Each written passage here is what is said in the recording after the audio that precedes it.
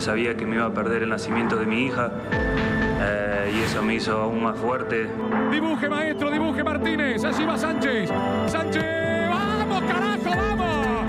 Trabajo con mi psicólogo, trabajo con toda la gente alrededor mío para dejarme 100% dedicado a la selección. Otro remate a colocar, golazo. Golazo del Bajari. Hablando mucho con mi psicólogo, porque la verdad que me pateen 2 veces y me metan 2 goles, la verdad es difícil de tragar. Sé que tengo 45 millones de argentinos atrás mío y le podría haber dado más a ese partido.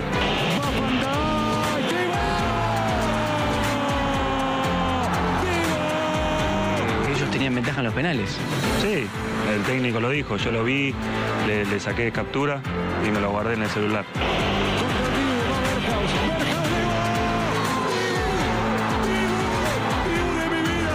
Y eso se lo mostré a Martín, se lo mostré a mi psicólogo y dije, prendió la dinamita.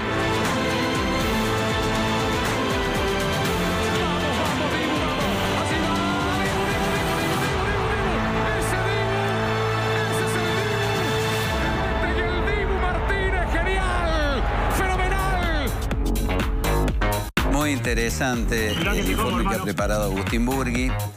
Hablando de todo esto, ¿no? De las presiones que tiene un futbolista. En algún momento Valdano habló del pánico escénico. Cuando un jugador salía a la cancha, se veía rodeado de miles de personas que le exigían cosas y iba apocado, se sentía presionado, entumecido y no podía dar todo lo que era capaz de dar.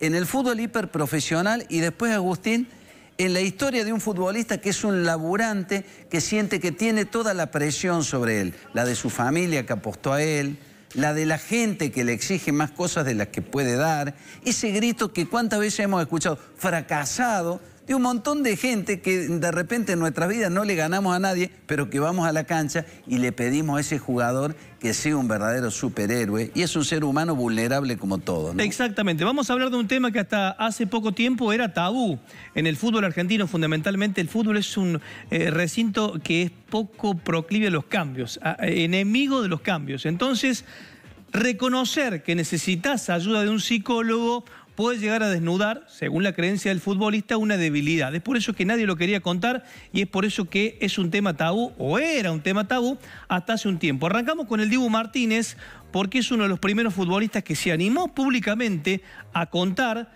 que necesitaba ayuda de un psicólogo y que un psicólogo lo ayudaba a ser mejor persona, pero fundamentalmente mejor futbolista.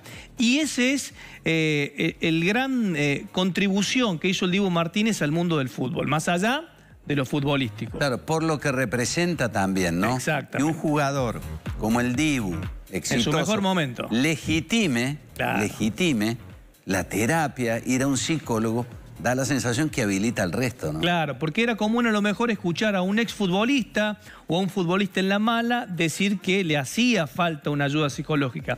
Pero que un futbolista en la cúspide de su carrera, en un buen momento, diga que está ahí gracias a un psicólogo, es muy importante. Vamos a hacer un amplio recorrido por todo este tema, arrancando por los futbolistas de nuestra provincia. Un representante de Talleres, uno de Belgrano y uno de Instituto. Cuando lo preguntas y lo sacás del cassette, te cuenta que efectivamente necesita un psicólogo y que es muy importante hacer terapia.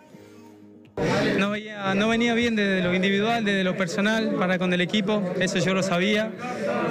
La gente también en su momento lo manifestó y bueno, fueron semanas duras donde uno tuvo que trabajar la cabeza, que es un factor muy importante en esto, y en eso hago mención a mis compañeros que me apoyaron muchísimo durante todos estos días. Nosotros los futbolistas trabajamos mucho para hacer las cosas bien, y en este ámbito quizás hay más errores que aciertos, y se nos castiga mucho por eso. Entonces nosotros tenemos que estar muy bien de acá para asimilar esas cosas y para poder rendir y sobre todo dar una mano al equipo.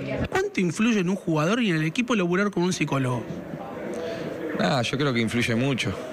Sabíamos que la salud mental es fundamental para el jugador de fútbol y para la persona en sí, en el día a día, y tratar de manifestar o de apoyarse en un profesional, ya que muchas veces tenemos problemas. es muy difícil. Nosotros vivimos con el error, con la frustración. Nosotros agarramos un pase, yo hoy me voy mal porque todos los partidos agarramos un pase y nos equivocamos y perdemos duelo y son para nosotros, por lo menos como lo digo yo, es una frustración.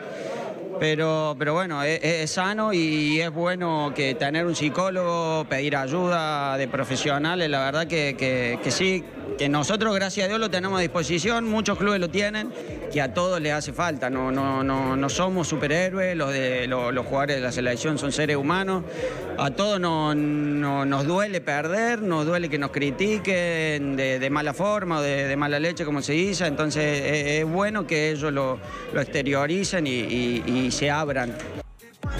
Claro, y bajándolo a jugadores que son trabajadores del fútbol, qué presión, ¿no? Para que le renueven un contrato, sí, para seguir viviendo de eso, sostienen una familia. Y la gente es muy cruel, el ambiente del fútbol es muy cruel, y también los medios y los periodistas a veces son muy crueles, diciendo que si un jugador no está rindiendo bien, bueno, está de joda, está desmotivado, no le interesa y quizás esté haciendo todo lo que puede, pero en ese momento no le salen las cosas. Y la pregunta es, ¿a quién en cualquier rubro siempre le salen las cosas redonditas, no? ¿Vos te acordás, Petete, que la semana pasada hablábamos y mostramos la nota a un jugador de la NBA que había perdido un partido y le preguntaban por fracaso? Y él decía, el fracaso es una palabra muy grande, muy pesada. Que no consigas tu objetivo no quiere decir que hayas fracasado. Le vamos a escuchar a un psicólogo haciendo un análisis de un perfil psicológico de un jugador de fútbol. Muchos deportistas dejan mucho durante la adolescencia, se dedican a la práctica deportiva y el hecho de no jugar un partido, que no le renueven un contrato, que no consiga club, que sufra una lesión, implica un peso muy fuerte porque hay muchas presiones externas, porque a lo mejor se ilusionó con mantener a su familia, la vida de un deportista es muy corta y estar un año sin jugar por una lesión implica que te perdés gran parte de tu vida activa. Entonces hay que trabajar con un psicólogo. Hay palabras que son muy pesadas. Una lesión, ansiedad, insultos, fracaso, depresión. No solo ya adentro de un estadio, en las redes sociales. Un jugador que pierde un par de partidos de repente parece que no es dueño de ir con su familia o de salir a algún lado porque perdió. Exactamente. Exactamente. Vamos a ir a un caso extremo, pero que es complicado y que se repite mucho en los futbolistas, también en los deportistas, pero estamos hablando del fútbol puntualmente. La depresión. Antes, durante y después de la práctica deportiva. Vamos a traer a colación un caso que hizo mucho ruido, que generó mucho impacto en Mendoza. El Morro García, un jugador de fútbol uruguayo, goleador del fútbol argentino en primera división, que terminó suicidándose por depresión. 3 años antes de eso, encendió una alarma. Habló de su depresión, no todos lo hacen. Habló, nadie tomó nota, pero decía esto.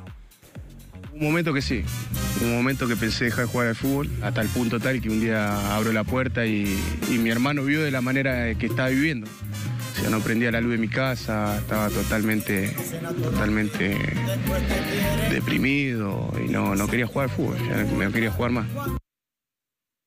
Bueno, esto decía en diciembre del 2018, 2 años después, se termina quitando la vida en ese mismo club, en Godoy Cruz de Mendoza. Vamos a repasar cómo terminó ese caso y cómo se dio el contexto y cómo no se vieron las luces de alarma que se habían encendido. Fíjate, Petete, el Morro García, un delantero, vamos a ver en la placa.